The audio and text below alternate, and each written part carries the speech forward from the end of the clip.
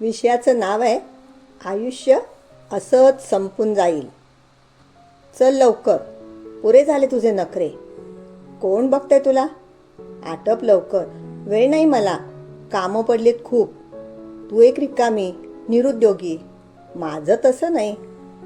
एका मागोमाग एक शब्दांचे बाण सोडत सौरभ बोलतच होता आणि स्वाती त्याची पत्नी मूकपणे काहीही उलट उत्तर न देता त्याच्यासोबत जाण्यासाठी निघाली होती.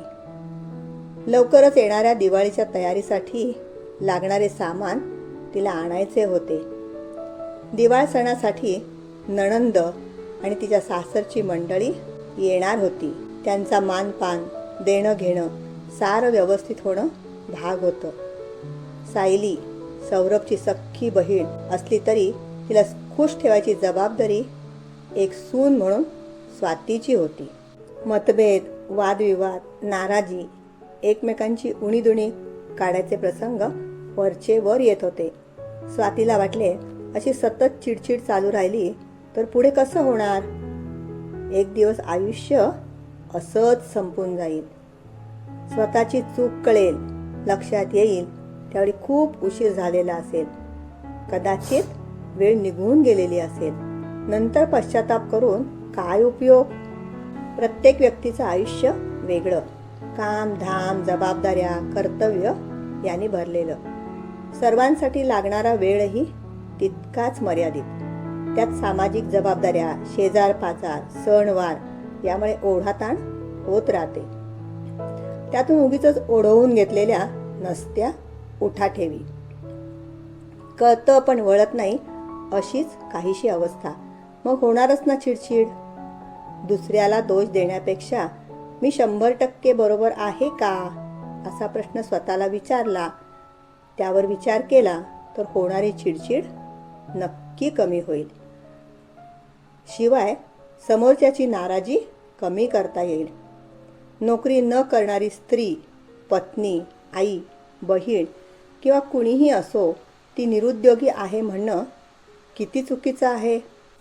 घर, मुलं, स्वयंपाकपाणी, मुलांचा अभ्यास, परीक्षा, आला गेला, घराची स्वच्छता, 1 का 2 एवढं सर्व सतत करूनही केवळ नोकरी करत नाही, पैसा मिळवत नाही म्हणून घालून पाडून बोलणं, पदोपदी अपमान करणं हे योग्य आहे का?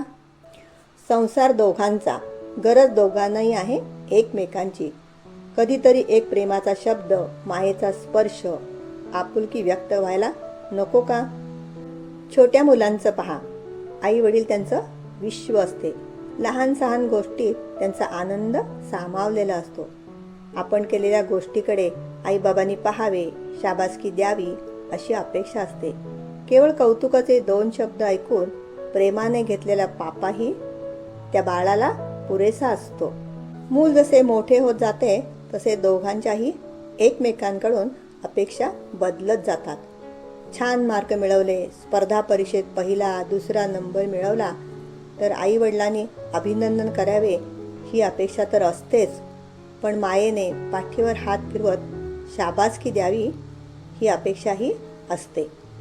बालपण, तारुण्य जितकं महत्त्वाचं तसंच किंबहुना त्याहीपेक्षा महत्त्वाचं ते उतारवय. या वयात केवळ नजरेतूनही आपुलकी व्यक्त होऊ शकते. बाहेरून आणलेल्या अगदी छोट्या वस्तूंची केलेली चौकशी, त्याचं केलेलं कौतुक, चेहऱ्यावर दिसणारा आनंद जीवनाला नक्कीच उभारी देऊ शकतो. नेहमीच महागड्या गिफ्ट्स, फिरणं, सिनेमा, नाटक हवे असे नाही. न सांगता, न बोलता मनात काय आहे, काय अपेक्षित आहे कळण्याची क्षमता तर नक्कीच असायला हवी. दिसायला हवी एवढं मात्र निश्चित. इथे एक गोष्ट महत्त्वाची, टाळी एका हाताने वाजत नाही हे विसरून चालणार नाही. जीवन जगणं ही एक कला. आनंद देता आणि घेता आला पाहिजे. प्रत्येक वेळी त्यासाठी खूप पैसा, वेळ यांची गरज असतेच असं नाही. गरज असेलच तर ती आपुलकीची आणि आपलेपणाच्या दृष्टिकोनाची.